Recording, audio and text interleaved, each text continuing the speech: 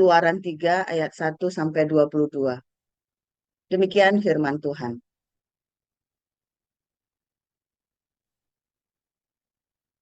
Adapun Musa, ia biasa menggembalakan kambing domba Yitro, mertuanya, imam di Midian. Sekali, ketika ia menggiring kambing domba itu ke seberang padang gurun, sampailah ia ke gunung Allah, yakni Gunung Horeb. Lalu malaikat Tuhan menampakkan diri kepadanya di dalam nyala api yang keluar dari semak duri. Lalu ia melihat, dan tampaklah semak duri itu menyala, tetapi tidak dimakan api. Musa berkata, baiklah aku menyimpang ke sana untuk memeriksa penglihatan yang hebat itu. Mengapakah tidak terbakar semak duri itu? Ketika dilihat Tuhan bahwa Musa menyimpang untuk memeriksanya, berserulah Allah dari tengah-tengah semak duri itu kepadanya. Musa, Musa. Dan ia menjawab, ya Allah. Lalu ia berfirman, janganlah dekat, ulang, janganlah datang dekat-dekat. Tanggalkanlah kasutmu dari kakimu. Sebab tempat di mana engkau berdiri itu adalah tanah yang kudus. Lagi ia berfirman, akulah Allah ayahmu, Allah Abraham, Allah Ishak, dan Allah Yakub. Lalu Musa menutupi mukanya, sebab ia takut memandang Allah. Dan Tuhan berfirman, aku telah memperhatikan dengan sungguh kesengsaraan umatku di tanah Mesir. Dan aku telah mendengar seruan mereka yang disebabkan oleh pengerah-pengerah mereka. Ya, aku mengetahui penderitaan mereka. Sebab itu aku telah turun untuk melepaskan mereka dari tangan orang Mesir dan menuntun mereka keluar dari negeri itu ke suatu negeri yang baik dan luas. Suatu negeri yang berlimpah-limpah susu dan madunya, ke tempat orang Kanaan, orang Het, orang Amori, orang Feris, orang Hewi, dan orang Yebus. Sekarang seruan orang Israel telah sampai kepadaku. Juga telah kulihat betapa kerasnya orang Mesir menindas mereka.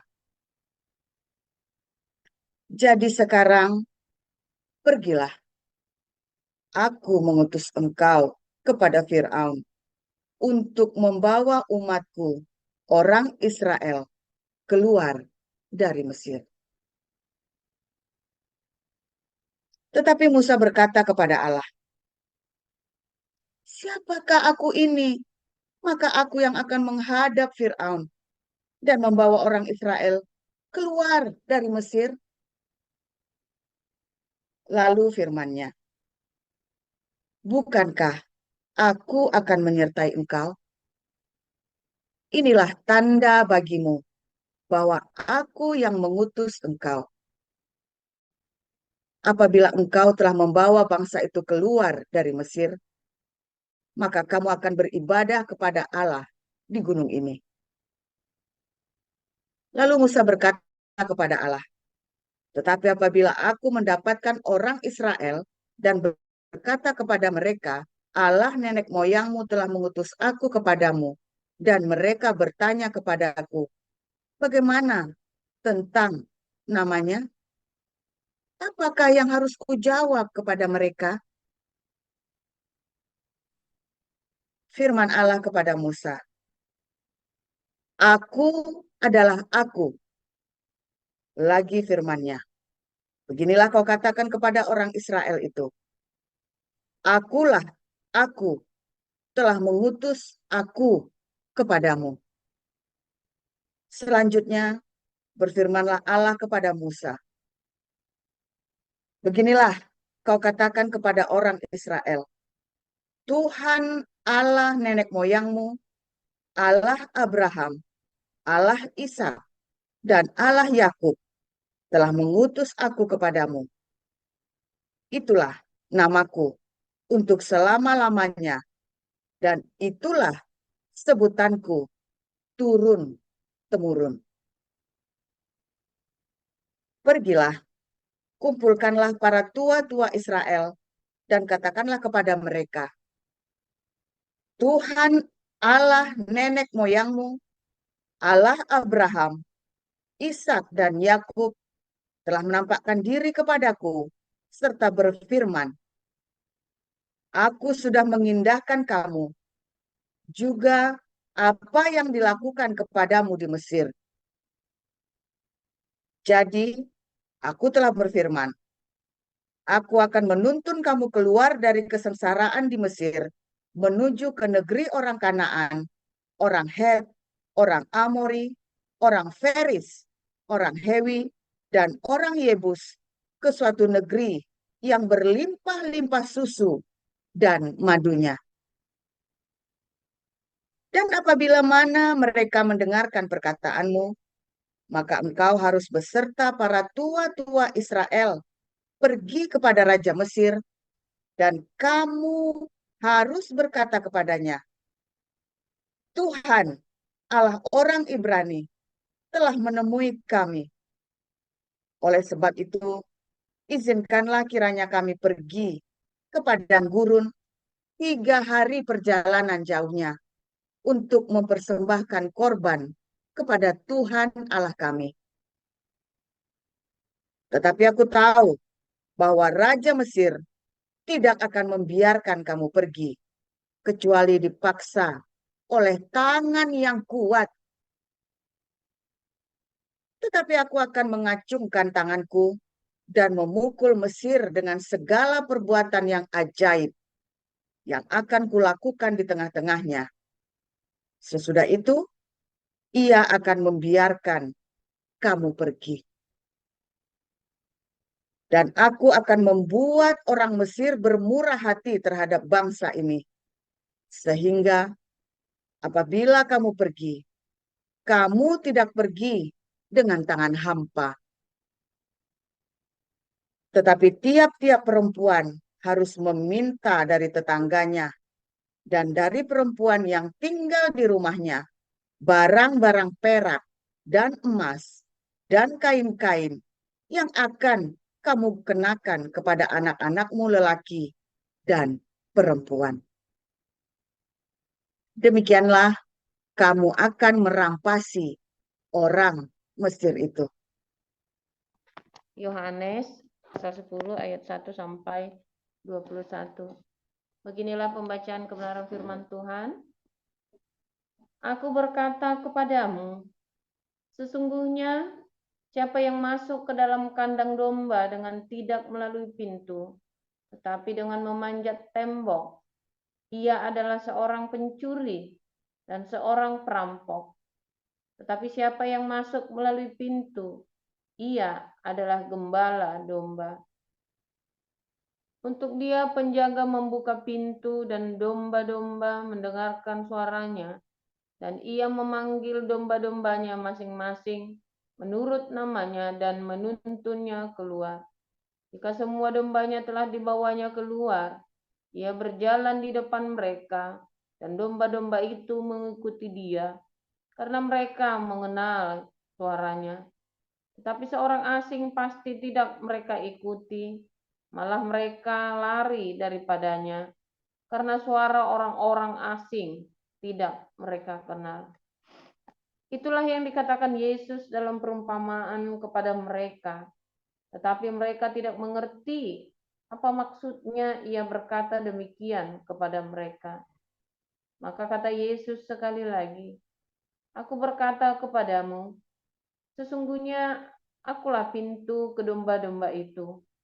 Semua orang yang datang sebelum aku adalah pencuri dan perampok, dan domba-domba itu tidak mendengarkan mereka.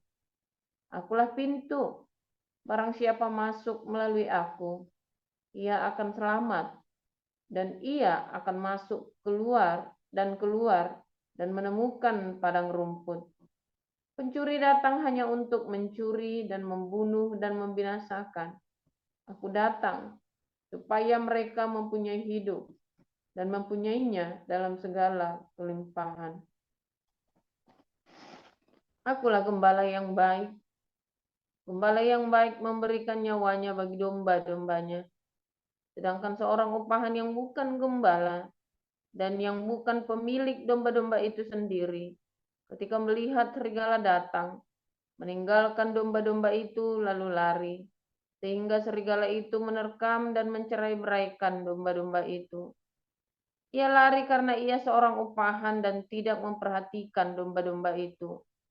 Akulah gembala yang baik, dan aku mengenal domba-dombaku, dan domba-dombaku mengenal aku. Sama seperti Bapa mengenal aku, dan aku mengenal Bapa, dan aku memberikan nyawaku bagi domba-dombaku. Ada lagi padaku domba-domba lain yang bukan dari kandang ini. Domba-domba itu harus kutuntun juga, dan mereka akan mendengarkan suaraku, dan mereka akan menjadi satu kawanan dengan satu gembala. Bapa mengasihi aku, oleh karena aku memberikan nyawaku untuk menerimanya kembali. Tidak seorang pun mengambilnya daripadaku, melainkan aku memberikannya menurut kehendakku sendiri. Aku berkuasa memberikannya dan berkuasa mengambilnya kembali. Inilah tugas yang kuterima dari Bapakku. Maka timbullah pula pertentangan di antara orang-orang Yahudi karena perkataan itu. Banyak di antara mereka berkata, "Ia kerasukan setan dan gila. Mengapa kamu mendengarkan dia?" Yang lain berkata, "Itu bukan perkataan orang yang kerasukan setan. Dapatkah setan memelekkan mata orang-orang buta?" Yohanes 10 ayat 22 sampai 42. Tidak lama kemudian tibalah hari raya pentahbisan Bait Allah di Yerusalem. Ketika itu musim dingin, dan Yesus berjalan-jalan di Bait Allah di serambi Salomo. Maka orang-orang Yahudi mengelilingi dia dan berkata kepadanya, "Berapa lama lagi engkau membiarkan kami hidup dalam kebimbangan? Jikalau engkau Mesias, katakanlah terus terang kepada kami." Yesus menjawab mereka, "Aku telah mengatakannya kepada kamu, tetapi kamu tidak percaya. Pekerjaan-pekerjaan yang kulakukan dalam nama Bapakku, itulah yang memberikan kesaksian tentang aku. Tetapi kamu tidak percaya, karena kamu tidak termasuk domba-dombaku. Domba-dombaku mendengarkan suaraku, dan aku mengenal mereka, dan mereka mengikut aku. Dan aku memberikan hidup yang kekal kepada mereka, dan mereka pasti tidak akan binasa sampai selama-lamanya, dan seorang pun tidak akan merebut mereka dari tanganku. Bapakku yang memberikan mereka kepadaku lebih besar daripada siapapun, dan seorang pun tidak dapat merebut mereka dari tangan Bapa. Aku dan Bapa adalah satu." Sekali lagi orang-orang Yahudi mengambil batu untuk melempari Yesus. Kata Yesus kepada mereka, "Banyak pekerjaan baik yang berasal dari Bapakku yang kuperlihatkan kepadamu. Pekerjaan manakah di antaranya yang menyebabkan kamu mau melempari aku?" Jawab orang-orang Yahudi itu, "Bukan karena suatu pekerjaan baik maka kami mau melempari engkau, melainkan karena engkau menghujat Allah, dan karena engkau, sekalipun hanya seorang manusia saja, menyamakan dirimu dengan Allah." Kata Yesus kepada mereka, "Tidakkah ada tertulis dalam kitab Taurat kamu? Aku telah berfirman, kamu adalah Allah." jikalau mereka kepada siapa firman itu disampaikan disebut Allah, sedang kitab suci tidak dapat dibatalkan. Masihkah kamu berkata kepada Dia yang dikuduskan oleh Bapa dan yang telah diutusnya ke dalam dunia, engkau menghujat Allah? Karena aku telah berkata, aku anak Allah. Jikalau aku tidak melakukan pekerjaan-pekerjaan Bapakku, janganlah percaya kepadaku. Tetapi jikalau aku melakukannya dan kamu tidak mau percaya kepadaku, percayalah akan pekerjaan-pekerjaan itu, supaya kamu boleh mengetahui dan mengerti bahwa Bapa di dalam aku dan aku di dalam Bapa. Sekali lagi mereka mencoba menangkap Dia, tetapi Ia luput dari tangan mereka. Kemudian Yesus pergi lagi ke seberang Yordan, ke tempat Yohanes membaptis dahulu, lalu Ia tinggal di situ. Dan banyak orang datang kepadanya dan berkata, Yohanes memang tidak membuat satu tanda pun, tetapi semua yang pernah dikatakan Yohanes tentang orang ini adalah benar, dan banyak orang di situ percaya kepadanya. Haleluya, firman Tuhan selalu baru setiap hari bagi kita. Kurang terang ya, Pak? Kenapa ya? Kurang terang, apa-apa deh. Setiap hari selalu baru ya, ketika kita menanti-nantikan Tuhan dengan kesabaran ya, dengan kesungguhan hati, dengan ketulusan hati, ya dalam pergumulan hidup Anda semua, ya kita selalu melakukan hal-hal yang baik. Jangan sampai berhenti, jangan sampai mandek berbuat baik ya dalam menantikan Tuhan. Sebab ketika Anda berhenti berbuat baik, yang ada nanti yang nggak baik. Karena perbuatan baik itu satu-satunya cara, saudara ya, supaya Anda tidak menghiraukan, jangan menghiraukan yang tidak baik. Nanti kepalamu kotor nanti. Tapi kalau tiap hari ya kita selalu mengisi hari-hari kita dengan hal yang baik, maka kita akan nggak buang waktu. Ya, jangan isi hari-harimu itu dengan pertengkaran, ya, dengan dengan musuhin orang, dengan ribut. Ya, kalau hari-harimu penuh dengan pertengkaran, ada yang salah dengan hidupmu, saudara. Kalau kamu tuh suka bertengkar, aku labrak nih, siapa saja dilabrak, saudara ya. Itu saya yakin hidup itu setan semua, saudara ya. Apa di sini masih suka ngelabrak-labrak, saudara? Saya yakin itu setan semua di dalam itu. Hati-hati, saudara ya. Kalau Anda sering labrak-labrak, jangan bangga, saudara ya.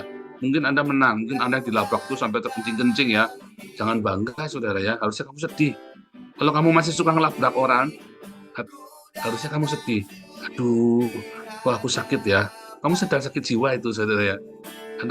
Anda juga kalau dilabrak orang, jangan sedih, saudara ya. Karena yang ngelabrak Anda itu orang sakit jiwa. Orang yang suka ngelabrak itu orang sakit jiwa, loh, saudara. Ya, Anda amati ini. Jadi kalau Anda dilabrak orang, tenang saja, saudara. Dia ngelabrak-labrak dengan sampai memalukan itu ya, karena dia sedang sakit jiwanya. Dan orang yang sering melakukan itu ya orang sakit jiwa.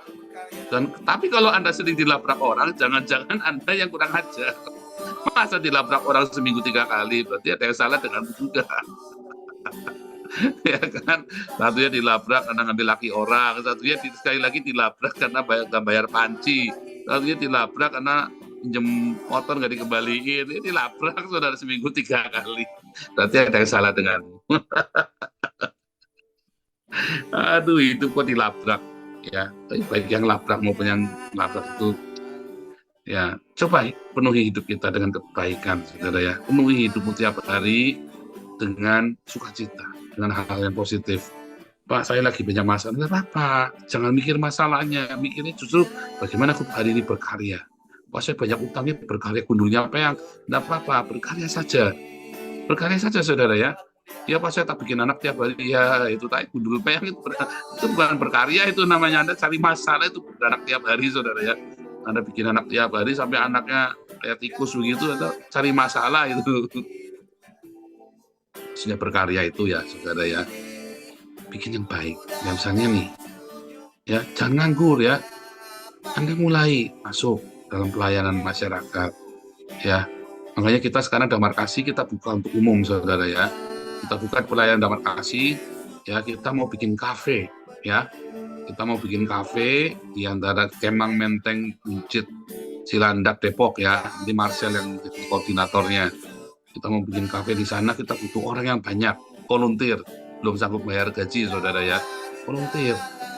Volunteer dulu, Anda senang datang ya situ ya, kongko di situ, Anda bantuin. Ya, pokoknya semua kerjasama namanya pelayanan ya. Karena ini kafe ini bukan profit oriented, tapi untuk apa namanya, untuk tempat berkumpul untuk penginjilan, kopi darat, ya kita berkumpul untuk penginjilan, untuk bisa kita bicara, konseling segala macam ya. Nah, itu visinya kita itu ya, dan di situ kita nanti bisa apa namanya, ada lagu-lagu ya, lagu-lagu kontemporer ya, bukan lagu pop tapi lagu kontemporer gitu ya, lagu-lagunya VOG, lagu-lagunya Delon, Glenn Fredly itu ya, itu kan lagu-lagu Kristen kontemporer. Nah, kita nyanyinya seperti itu, nanti Marcel yang akan mengatur ya saudara ya. Nah, nanti di kafe itu, kalau di Belanda ini kami ada kafe tempat kumpul ya saudara. Jadi kalau di sini kebetulan orang nenek-nenek tua yang suka kumpul minum kopi kan, terus kita baca firman Tuhan di kafe itu sama-sama Bible study ya. Jadi kita butuh ya teman-teman yang Anda sudah mumpuni ya, ayo ke sana tiap hari kafe ya. Nanti kita lagi cari tempat dulu ya, kita lagi cari tempat. Nanti setelah cari tempat itu isi harimu dengan kebaikan saudara ya. Isi juga di kafe itu nanti bisa menjadi untuk posko kesehatan juga ya, untuk kalau kita ada bakti sosial buat penduduk sekitarnya, bisa ya saudara ya, kita bisa lakukan banyak hal yang baik di kafe tersebut. Kafenya tapi bukan kafe yang makan pagi siang malam, bukannya, memang kafe ya kafe, cuman untuk kopi, teh ya. Isi harimu dengan hal-hal yang positif ya. Damar Kasih kita buka embun pagi juga, kita butuh tim besuk ya, kita butuh tim besuk yang baik. Itu nanti Pak Apeng ya mulai rekrut sama Bu Cinta ya, rekrut tim besuk. Nanti Bu Cinta jadi ini ya saudara ya, jadi pimpinan untuk koordinator untuk semua ya, pemerhati jemaat, bukan cuma besuk tapi macam-macam ya, namanya pemerhati tugas. Karena Bu Cinta itu cepat sekali ya, kerja apa loh sudah selesai semua, kerjain sama Bu Cinta semua. Nah itu butuh orang banyak kita saudara ya, kerjain hari-harimu diisi yang baik saudara ya, untuk kebaikan. Jangan sampai kamu tidak berkarya tiap hari. Kita butuh ya, kita nanti punya pelayanan penjara, besuk, pelayanan apalagi untuk orang sakit ya, makanya kita sediakan ambulan ya. Itu yang harus kita lakukan saudara, dalam masa-masa pergumulan hidupmu. Waktu kamu sedang bergumul, kamu jangan gumuli masalah terus saudara ya, tepuk-tepuk, jangan. Kamu masalah, kamu stres.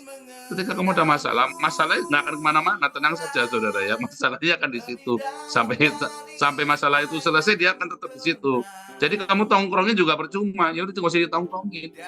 Ya sudah, masalahnya di situ, Anda pergi aja pelayanan, ada kerjaan lainnya. Ditongkrongin terus dia tambah mumet, barang-barang mumet saudara ya. Masalah ditongkrongin, kamu nggak usah ditongkrongin kalau ada masalah itu. Ya sudah, ada masalah, bukan lari juga. Kamu tahu ada masalah, iya ada masalah, tapi kan jangan ditongkrongin 24 jam.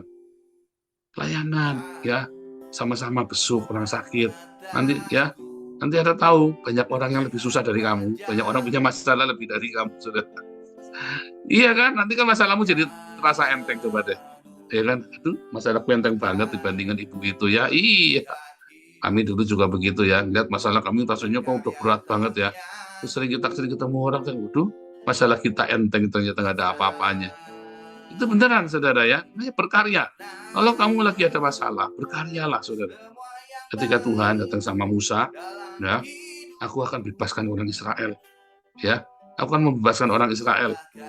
Saudara, ya, dikasih tahu ya, orang Israel dikasih tahu akan dibebaskan, dijanjikan akan dibebaskan. Tetapi orang Israel nggak mau percaya, saudara. Kenapa? Karena hatinya busuk. Orang Israel nggak mau percaya. Moso, kan begitu kan? Moso. Iya, saudara. Ketika Tuhan janji membebaskan Israel, orang Israel nggak percaya. Karena bagaimana seorang Musa nggak punya senjata, yang mau ngelawan tentara Firaun yang gagah berani. Saat itu tuh tentara Firaun itu seperti negara adidaya, saudara ya. Di zaman itu Firaun itu negara adidaya. Ya, seluruh negara-negara baik dari Ethiopia yang di Afrika maupun orang-orang dari daerah Gurun Sahara sampai ke Babilonia yang di Mesopotamia itu takut, saudara. Nah, ini Musa mau nantang Firaun, mau bebasin orang Israel dari Mesir, saudara. Ngimpi ya. Sorry ya, katanya si jemaatnya, jangan, nggak mau, saudara. Nggak percaya. Kenapa nggak mau percaya? Karena hatinya sudah diperbudak. Oleh apa? Sudah diperbudak oleh masalahnya mereka. Nah, itu kayak kalian tuh. Kalian udah punya masalah, saya ajak, yuk, jangan ditongkrongi. Mosok, nggak mau kan? Tak ajak, jangan ditongkrongi masalah. Percaya deh, saya pernah punya masalah. Nggak cuma kalian, kalau saya mah masalah nggak mau tak tongkrongin ya. Masalah nggak usah ditongkrongin, tetap di situ, percaya saya, saudara. Tetap, bukan lari. Jangan ditongkrongin, nggak usah ditungguin. Ya, aduh lagi nungguin debt collector, besok mau datang di jam 3, dugaan mana bingung mau kemana. Nggak usah, tinggal pergi aja, tinggal makan, tinggal macam, tinggal bokel, tinggal macam-macam. Datangnya syukur, nggak datang ya sudah. Iya kan? Kalau debt collector datang jam 3, ada duitnya, nggak ada duitnya, ya motornya kembalikan aja. Nggak usah pusing. Nah, nanti gimana Pak? Ya sudah, biarin saja. Masalah ya, jangan jadi masalah. Kamu jadi masalah karena kamu bikin jadi masalah. Ya kan? Kamu jadi masalah karena bikin jadi masalah. Kalau kamu nggak bikin masalah, ya bukan masalah sebetulnya. Pak, kalau motor belum lunas diambil kolektor, ya ambil saja. Bagaimana? Berarti kan kita belum sanggup izin motor. Ya sudah, biarin saja. Mau ya kan? Gak usah panik. Ya, belajar jangan panik, saudara. Kalau memang harus diambil, terus apa? Ya udah, naik angkot. Jadi repot dong, karena kamu biasa naik motor, jadi repot. Ya, karena kamu biasa enak, jangan biasa enak. Biasa saja, nggak usah pusing. Kalau biasa hidupmu dengan kesederhanaan, dengan apa adanya, ya, maka masalah itu nggak ada masalah. Masalahnya ada, tapi bukan masalah. Masalah itu jadi masalah ketika kamu tongkrongin. Ya, ketika orang-orang Israel itu lagi di Mesir, Musa kan, yuk kita jalan, kan tinggal pergi saja sebenarnya mereka kan. Loh iya, tinggal pergi aja, saudara ya. Firaun ada di ibu kota, orang Israel ada di Goshen, tinggal pergi, ada di perbatasan, mereka tinggal pergi, udah selesai, saudara. Tinggal aja semua, ya kan? Ini mah enggak, saudara. Ini mah ditongkrongin masalahnya dia. Oh, kita punya masalah nih, harus kita tongkrongin. Nanti siapa yang bikin batak lah? Oh, siapa yang bikin batu bata? Ya nggak usah nyari lagi. Kamu 2 juta orang. Anda coba bayangin ya. Ini 2 juta orang. Jumlahnya lebih banyak daripada orang Mesir saat itu, saudara. Dikatakan ya. Jumlah penduduk Israel, jumlah orang Israel lebih banyak daripada orang Mesir saat itu. Mereka berkembang biak dengan luar biasa, saudara. Lalu mereka disuruh cari bata, cari apa segala macam, diperbudak. Kalau mereka nggak mau, kan ya udah selesai kan. Tapi karena mereka budak, mentalnya mental budak, jadi kepikiran, kalau nggak mau disiksa apa, ya kan tinggal pergi saja. Oh, begitu pergi semua rame-rame kan sudah selesai, itu cuma 2 juta orang. Iya, nanti dibunuh. Ya nggak mungkin banyak 2 juta orang, saudara ya. Ini 2 juta orang ceritanya. Tapi sudah di framing. Saya kadang-kadang masih nggak habis pikir, mengapa 6 juta orang Yahudi ketika dibantai sama Hitler, nggak ada yang lawan satupun, saudara. Ya, Anda kepikir nggak itu, saudara? Mengapa 6 juta orang Israel dibantai orang Yahudi, nggak ada yang lawan? Dunia itu tidak percaya kalau nggak ada yang lawan. Sehingga banyak orang berkata, nggak ada kali, nggak nyampe 6 juta kali. Ya kan, sekarang ini kan sudah dihembuskan kan ketidakpercayaan bahwa terjadi Holocaust, 6 juta orang Yahudi dibantai kan. Tetapi pada kenyataannya, saudara, bahaya dari framing itu ya. Kamu sudah di framing dengan masalah. Kamu punya masalah. Ya sudah, kelar hidupmu, saudara. Iya kan? Begitu di kepalamu punya debt collector mau datang, udah kelar hidupmu, lemes, saudara. Lemes semua. Begitu orang kamu di framing, nanti malu, kamu nggak naik kelas. Selesai, sudah, saudara. Lemes semua badan. Begitu di framing, kamu ketahuan, udah selesai. Ketahuan apa? Empuk, saudara. Emang terus kalau ketahuan kenapa? Kamu ada masalah, ya udah selesai hidupmu, saudara. Di framing. Padahal kalau masalah itu kamu biarkan saja, sudah, ya, masalah terjadilah, ya nggak ada masalah. Saya belajar ini ya tahun 2015. Serius ya, saya dari dulu nggak ngerti. Saya kalau punya masalah, saya gulutin semua sampai saya stres, sampai saya ngamuk-ngamuk. Hari ini, ya, saya sudah tahu kalau ada masalah, ya sudah masalah mau terjadilah masalah. Bisa saya pecahkan, nggak bisa ya nggak apa-apa kita hadapin. Nggak usah lari, dihadapin. Ya kan? Kalau ada masalah, cari solusinya, pikirkan, tulis di kertas. Nggak usah pusing, nggak usah rumit. Kalau nggak selesai ya sudah, berarti masalahnya harus terjadi. Kita berdoa sama Tuhan Yesus. Karena masalah terjadi hanya atas izin Tuhan Yesus. Karena Dia adalah gembala yang baik. Kita harus percayakan hidup kita kepada gembala kita yang baik. Allah Israel itulah gembala kita yang baik. Ya kan? Yang selalu membawa kita kepada rumput yang hijau. Pak, tapi kita lagi dalam lembah kekelaman. Iya, kadang-kadang lembah kekelaman. Tapi ini nggak kadang-kadang, Pak, tiap hari, Pak. Nah, kalau kamu lagi di dalam kekelaman, terus dan tiap hari, mungkin gembalamu bukan Tuhan Yesus. Mungkin gembalamu itu adalah om kamu. Mungkin gembalamu itu adalah siapa? Direktur kamu di perusahaan. Siapa yang mengatur hidupmu saat ini? Jangan-jangan istrimu juga kali yang ngatur hidupmu. Biarlah gembala kita hanya Tuhan Yesus. Makanya tiap hari baca firman, berdoa tiap hari, baca firman tiap hari. Jangan pernah kepalamu kosong dan dipenuhi dengan taktik intrik drama Korea, saudara. Ya, hari ini kita dipertontonkan dengan taktik intrik drama Korea. Saya emang nggak urusan, saudara ya. Kamu mau ngomong ngoceh apapun, emang gua pikirin. Pusing nggak? Enggak. Ya, saya dengan Bu Mantu kita tiap hari cekikik, saudara ya. Cekikik kita tiap hari. Kalau ada orang nanya, ya saya jawab seadanya. Cekikik saya bilang. Masalah dibuat sendiri, kita mah nggak punya masalah. Saya bilang ya, uang masih ada, donasi nambah. Udah nggak usah pusing. Saya juga di sini masih baik-baik saja. Masalah nggak bukan. Orang pada nanya-nanya khawatir gimana. Gak ada masalah. Loh, ini orang-orang yang pada bikin, ya mereka bikin masalah, saya mah nggak masalah. Saya emang nggak masalah, kamu bikin masalah terserah. Emang gua pikirin kamu mau ngapain. Kan begitu, saudara ya. Masalahmu bukan masalah. Ya kan? Selama masalahmu menjadi masalahmu dan tidak aku ambil, maka tidak akan pernah jadi masalahku. Kamu yang punya masalah. Nah, Anda punya masalah, orang punya masalah, ada masalah malah kamu ambil, kan bodoh. Banyak orang mau lari dari masalah kok. Lagi dinasihatin, jangan lari dari masalah, dihadapin. Tapi jangan yang bukan masalahmu, kamu ambil jadi masalahmu, saudara.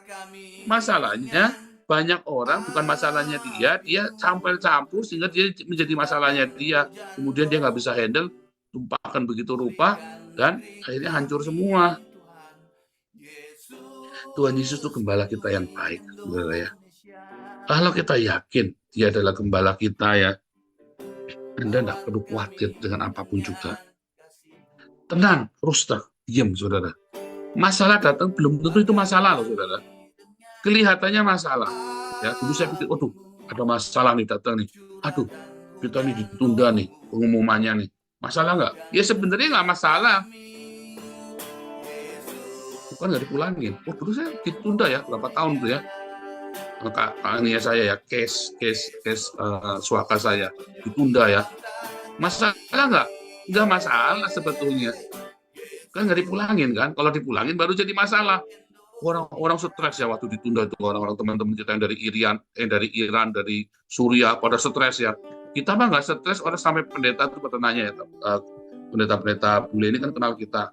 Kok orang-orang pada stres, kamu tenang-tenang aja. Ya emang kenapa? Kan nggak disuruh pulang. Istri saya masih bisa masak, enak. Saya di sini bisa bantu kalian, bisa pelayanan tiap hari, saya masih mengajar, anak-anak saya sekolah. Saya di Jakarta pun seperti ini hidupnya. Saya melayani istri saya yang ngelesin anak-anak sekolah. Di sini pun sama, nggak ada masalah. Ya tapi kan ditunda, orang-orang pada stres. Ya ditunda, mau sekarang, mau nanti, sama saja. Saya sekarang nggak ditunda pun, saya juga tetap begini kerjanya. Ditunda pun saya tetap begini pekerjaannya. Nggak ada masalah kan? Orang super stres, wah, nggak karu-karuan orang-orang para pencari suaka ini ya. Ditunda. Saudara, singkat cerita, karena saya tenang, step-stepnya itu saya ikutin dengan baik, saudara ya. Nah, yang panik ini kan nabrak sana, nabrak sini kan. Nah, akhirnya apa, saudara? yang nabrak sana nabrak sini ini nggak dapat uang, namanya duangsum, apa namanya, duangsum loan, duangsum help, nggak dapat uang allowance yang kena denda. Kalau kita ikuti prosedur karena kita tenang, karena kita nggak punya masalah kan, ya kita ikuti prosedur dengan tenang, saudara. Kita dapat uang saudara dari pemerintah kan, udah kasus kita selesai, kita dapat uang dari pemerintah. Orang-orang ini karena nabrak sana nabrak sini, dia nggak ngerti ada aturan itu, lawyernya juga dibikin panik, lawyernya juga nggak ngingetin kalau ada uang itu, saudara ya. Akhirnya yang dapat uang itu cuma beberapa orang saja, termasuk saya sudah dapat uang dari pemerintah. Itu saudara ya, karena bukan masalah. Masalah nggak, sebenarnya kalau dipikir jadi masalah, karena nggak dipikir ya bukan masalah. Bukan lari ya, kita ada tapi kita tekunin, kita telatenin ya. Perlu surat ya, kita nulis surat. Perlu apa lagi? Minta data ini ya, kita kasih data ini. Apalagi kita tenang saudara tiap hari. Itulah masalah. Kalau masalah kamu bikin masalah jadi masalah. Masalah dari kolektor kan datang jam berapa? Jam 3 sore. Nggak ada uangnya, ya sudah kembalikan motornya. Masalah nggak? Sebetulnya bukan masalah. Jadi masalah karena kamu beratin motornya, karena kamu beratin hatimu di situ. Coba kamu lepaskan, belajar hidup sederhana. Dan lain kali jangan utang-utang lagi kalau kamu tidak sanggup bayar. Maka nggak ada masalah. Ya, Tuhan gembala kita yang baik, Dia tidak akan menjerumuskan kita. Yang ada kita cari-cari masalah sendiri. Kita nakal jadi domba-dombanya. Ya kan, dan kita tidak percaya bahwa yang Tuhan berikan kepada kita akan lebih baik. Lebih baik, terbaik, terindah, termanis. Kamu tidak pernah percaya. Kamu tidak rela kalau Tuhan akan kasih yang baik buat kamu. Kamu maunya yang kamu pilihlah itu yang buat kamu. Sial, saudara. Akhirnya jadi masalah beneran. Ya, serahkan sama Tuhan masalah. Karena yang masalah itu sebenarnya banyak kali masalah itu bukan masalah. Bahkan ketika kamu sakit divonis mati, masalah nggak? Bagus dong, kamu tahu kapan matinya. Orang-orang pengen tahu sama cari dukun, cari tukang ramal. Kapan saya matinya? Lah kamu dikasih tahu dokter aku mati 3 bulan lagi, kamu panik. Orang kamu kemarin nanya-nanya sama dukun kapan matinya. Sekarang kamu dikasih tahu sama dokter 3 bulan lagi mati, kamu bingung. Bingung, saya nggak tahu maunya kalian apa sih sebenarnya. Nah, saya bikin masalah loh. Ya, Tuhan Yesus memberkati.